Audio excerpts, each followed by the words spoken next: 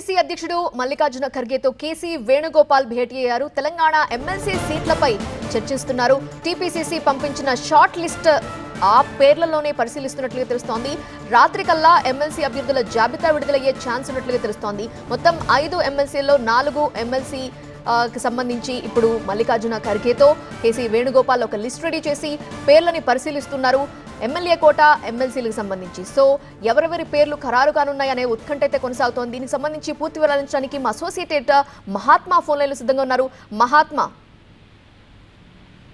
AICC అధ్యక్షుడు మల్లికార్జున ఖర్గేతో ఆ సంస్థాగత వ్యవహారాల ప్రధాన కార్యదర్శి కేసీ వేణుగోపాల్ భేటీ కొద్దిసేపటి క్రితమే ముగిసింది. దాదాపు గంటన్నర పాటు సుదీర్ఘంగా ఆయనతో చర్చలు జరిపారు. అందులో తెలంగాణ ఎమ్మెల్సీ అభ్యర్థుల ఎంపిక గురించే చర్చించినట్టుగా తెలిసింది. ఎందుకంటే రేపటితో ఈ నామినేషన్ల దాఖలకు చివరి తేదీ గడువు ముగిసిపోతుంది. ఈలోగా ఈ రాత్రి కల్లా జాబితాను విడుదల చేస్తే ఆ అభ్యర్థులు నామినేషన్ పత్రాలను తయారు చేసుకోవడం, అఫిడవిట్లు, ఇతరత్ర కార్యక్రమాలు తయారు చేసుకోవాల్సి ఉంటుంది. ప్రతి ఒక్క ఐవీఎఫ్ క్లినిక్ లో మేము మీకు ఈ డిస్కౌంట్ ఇస్తాము, ఆ డిస్కౌంట్ ఇస్తామంటారు. కానీ మేము బిడ్డని ఇస్తాం అని ఎందుకు చెప్పడం లేదు? మనం ప్రామిస్ కోసం డబ్బులు ఇస్తున్నామా లేదా తల్లిదండ్రులు కావడం కోసం చెల్లిస్తున్నామా? నోవా ఐవీఎఫ్ దాగిన ఖర్చులుండవు, మీరు నమ్మగల నైపుణ్యం మాత్రమే. కాబట్టి ఇప్పటికే ప్రతి స్థానానికి 3 పేర్లతోటి ఒక జాబితాను రాష్ట్ర పీసీసీ కసరత్తు చేసి ఏఐసీసీకి పంపించింది.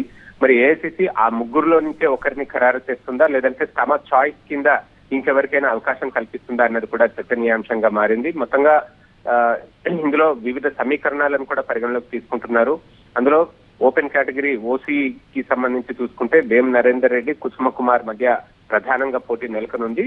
అలాగే బీసీ వర్గం నుంచి ఎవరికైనా ఇవ్వాలి అని అనుకున్నప్పుడు కొనగాల మహేష్, అనిల్ ఇలాగా ఒక్కొక్కరు ఒక్కొక్క సామాజిక వర్గానికి చెందిన వారు ఉన్నారు. వాళ్ళ పేర్లు ప్రధానంగా చర్చలో వినిపిస్తూ ఉన్నాయి.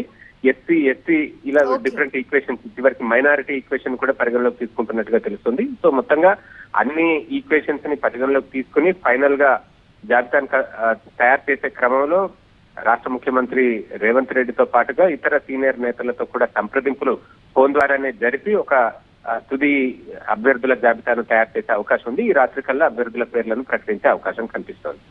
రైట్ మహాత్మా.